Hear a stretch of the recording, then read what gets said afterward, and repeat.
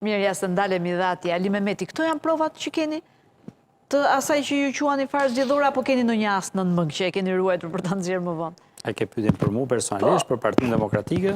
Po, për ju, po. Do duhet ftojshë nga grupi që po merret me këtë punë. Unë jam ke një proces tjetër dhe jam i zhytur komplet në Ti je proces. i fokusuar vetëm te procesi jot. Po të kishë procesi i Tiranës. Apo jo? Jo, procesi i Tiranës jo. Tani. Flasim pastaj për analizë. Gjë është manipulimi i votave në Tiranë. Po kjo farsa zgjedhore, ti mendon që ka farsë zgjedhore? Që ka ndodhur një farsë zgjedhore? Jam parasyve pamjet. Ka nevojë për koment më shumë. Mua as më thot as jo, unë nuk e kuptova si ishte qendër votimi kjo.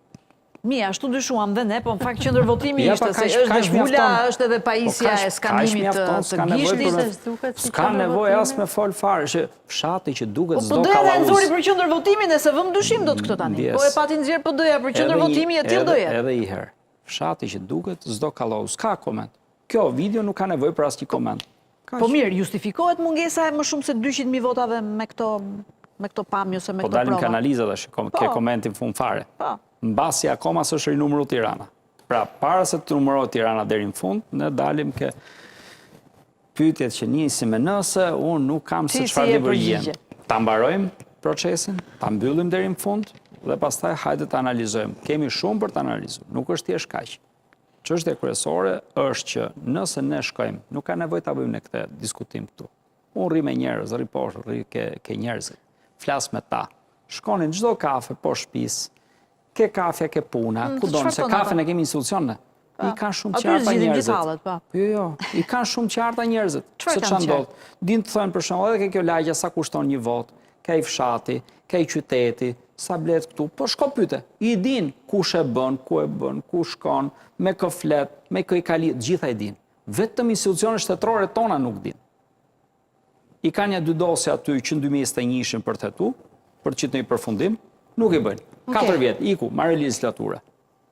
Për çfarë po merremi neve? Pra, kush i qiti dosjet? A i kapën vetë institucionet shtetërore me përgjime? Pse si procedurë? Pse nuk ecim përpara? Mirë, tani pa shkuar tek ato që kanë ndodhur, me që po shohim këto prova që kanë nxjerrë PD-ja deri tani. Në këtë shtet është ngrit institucioni që krimi zgjedhor nuk hetohet. Kjo është e vërteta që do ta themi troç. Dhe merremi neve, është kjo video, s'është kjo video. Ku janë institucionet shtetërore? Ku i kemi më? Kanë harru ku janë? Ku i kemi më? 2021 s'ka marru dosjet. U bën legjend 2 dosjet. U bën legjend.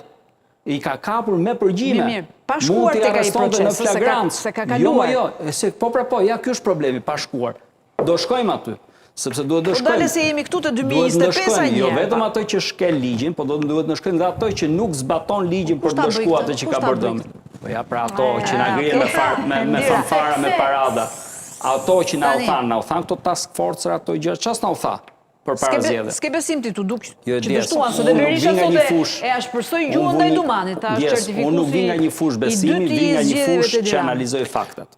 Jam kurioz për këtë rast se ka 2021 zoti Eli Mehmeti. Për Dibrën edhe për Shiakun. Po jo, më fal tash Dibra vërtet e ke për Dibrën apo? Janë në dosje aty që flen akoma? Pa jo, Dibrës është një paçavure vërtet. Po mirë, paçavure. Sepse prokurori kishte edhe përgjimet e PD-s. E kanë mbyllur dosjen. Jo, prit, ta them unë, edhe me të drejtë kanë mbyllur spaku, sepse kishte edhe përgjimet e PD-s.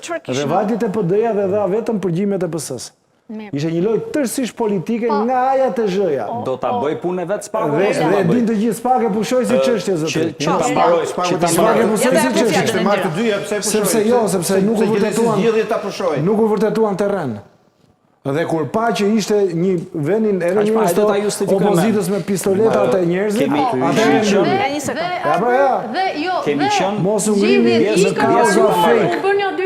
Mos u ngrini në kauza fake, sepse e vërteta nuk është ashtu. Se kaos fake, beso mu njerëzit e din shumë mirë ardhur, mos u merr me këto. Mos u merr fare me këtë pjesë. E ka me partinë. A ishim neve këtu para 2 muajsh. Po. A ishim ne këtu që gjithë ne na ofronte që tashti do kritet to task force atje, dole në media. Unë mendoj që organet e drejtësisë, organet e prokurorisë nuk ka nevojë fare dalin në televizion, bëjmë punën vet. S'dalin ato në televizion. Spaku jo. Më fal tash. Shkonin bënin takime. Po më fal tash. Në për ambasador, njëri me tjetrin. Foto, ja u bë, çdo televizion. Ato të bëjnë punën e tyre, kush bën punën e vet çdo njeri që bën punën e vet në institucionin e vet. Mendon dhe ti është i Mehmeti që respektuar. Dumani është patronazhisti kryesor i Ramës, që kur ngren pritshmëritë publike, ke edhe përgjegjësi publike. Do të drejtojmë dhe gishtin pse s'mbajtë premtimet për ato përgjegjësi që more. Pra, këto fanfara, kjo është arsye pse organet e drejtësisë nuk bëjnë nga këto gjëra në shtete të tjera. Kjo është pikërisht kjo është arsyeja. Ka me ligj SPAK-u që jeton krimin zgjedhor, nuk mori përsipër një gjë që si takonte, ha? Absolutisht, po kjo vitrinë e madhe mediatike. Kjo dalim me fanfara, me parada, me tjera. Ndoshta ajo ishte për ta frenuar krimin.